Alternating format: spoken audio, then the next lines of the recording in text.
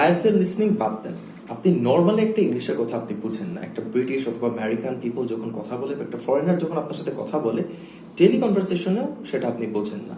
আপনি ওর কোনো ভোক্যাবুলারি বুঝতেছেন না, ওর অ্যাকসেন্ট বুঝতেছেন না, ও কিছুই আপনি বুঝতেছেন না, আপনি জাস্ট বোকার মতো তাকায় আছেন। এই সমস্যা ফেস করে না এমন বাংলাদেশি খুব কম আছে।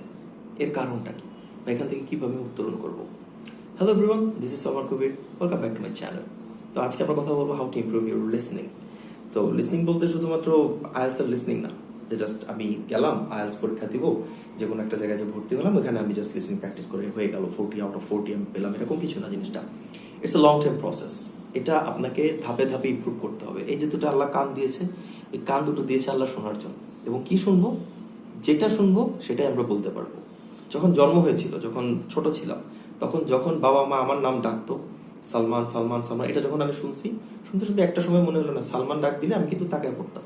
বা আপনি যে কোনো মানুষ বাদ দেন, আপনি যে কোনো কুকুর বিড়ালকে যখন নামকরণ করেন, ওদের কিন্তু ওই কথাটা যখন ওরা শুনতে থাকে, শুনতে শুনতে একটা পর্যায়ে কিন্তু ওইটা ডাকলে ওরা কিন্তু রেসপন্স করে। এই একটা জিনিস যদি আমরা ক্র্যাক করতে পারি নেচার থেকে, তাহলে কিন্তু আমাদের স্পিকিং এর বা আমাদের লিসনিং এর যে কোনো ধরনের প্রবলেম চলে যায়। স্পিকিং এর প্রবলেম কিভাবে যায়? আপনি যা শুনবেন তাই তো আপনি বলতে পারবেন, তাই না? এটা হচ্ছে আমাদের লিসনিং এর প্রথম স্টেপ, লিসেন। কি শুনবো? এখন প্রশ্ন আসতে পারে।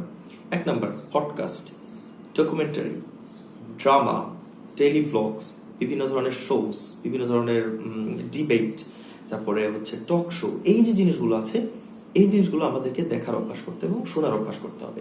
ইটস নট অ্যাবাউট যে আমি জাস্ট আইএলস এর লিসনিং পার্ট শুরু করলাম, সেকশন 1, সেকশন 2, সেকশন 3, সেকশন 4 এরকম করলাম আর আমার হয়ে গেল। নো, এটা কখনোই হবে না।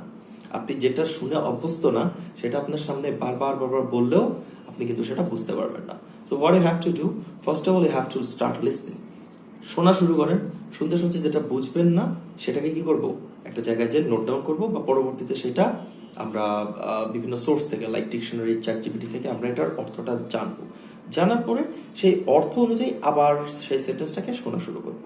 এবং আমার এক্ষেত্রে একটা নোটবুক থাকতে পারে, নোটবুকে আমি মানে রাইট ডাউন করে রাখবো, তাতে আমার জন্য কিন্তু হেল্পফুল হবে। সো এই মেথডটা হচ্ছে সবাইকে ফলো করা উচিত লিসনিং এর ক্ষেত্রে। বিকজ লিসনিং না হয়ে, আমি তো বললামই, লিসনিং না হয়ে আপনার আইএলস হচ্ছে না। আপনি একটা বাইং হাউসে জব করতেছেন, আপনার বায়ারদের সাথে রেগুলার কমিউনিকেট করতে হচ্ছে, বাট আপনি পারতেছেন না, কারণ বায়ার রিকোয়ারমেন্টটা তো আপনি বুঝতেছেন না, তাই না? জিনিসটা হচ্ছে এইটা আমাদের মানে মোস্ট অফ দ্য বাঙালিজ আমাদের এই প্রবলেমটা কিন্তু আমরা ফেস করি। সো যেটা করতে হবে, রেগুলার লিসনিং এর অভ্যাস করতে হবে। বাসে যাচ্ছেন, কানের মধ্যে হেডফোন দিয়ে ইউটিউবে হিউজ পরিমাণ রিসোর্সেস আছে, সেখান থেকে একটা পডকাস্ট শোনেন, বা একটা অডিও স্টোরি আছে সেগুলো শুনেন, অডিও বুক পাওয়া যায় অনেক, সেগুলো শুনেন। গান না শুনে এগুলো শুনেন, অন্তত কান দুটো যখন রেডি হয়ে যাবে, যে কোনো ওয়ার্ড আমি ক্যাপচার করতে পারতেছি, দেখবেন স্পিকিংও অটোমেটিকলি ডেভেলপ হয়ে যাচ্ছে। যেটা শুনতেছেন সেটাই কিন্তু একটু করে বলতে পারবেন। ওকে, সো এই মেথডটা সবাইকে করতে হবে। অলওয়েজ ট্রাই করবেন এমন একটা সিচুয়েশনের মধ্যে থাকা, এমন একটা এনভায়রনমেন্টের মধ্যে থাকা, যেখানে সবসময় আপনি কোনো না কোনোভাবে ইংরেজির সাথে অ্যাটাচড আছেন। তো এই জিনিসটা হচ্ছে সব থেকে ইম্পর্টেন্ট। তো এটা ইনশাল্লাহ মানার চেষ্টা করেন। আই হোপ ইংলিশটাও ইনশাল্লাহ ইম্প্রুভ হয়ে যাবে, কারণ আমাদের দুইটা হচ্ছে ইনপুট। 1 নাম্বার ইনপুট হচ্ছে আমাদের রিডিং, যেটা আমরা চোখ দিয়ে পড়ি, আর 2 নম্বর হচ্ছে আমাদের লিসনিং। এই ইনপুট দুইটা যখন আমাদের ডেভেলপ হয়ে যাবে, অটোমেটিকলি আমাদের আউটপুট কিন্তু সুন্দরভাবে ডেভেলপ হয়ে যাবে। All the very best, thanks for watching.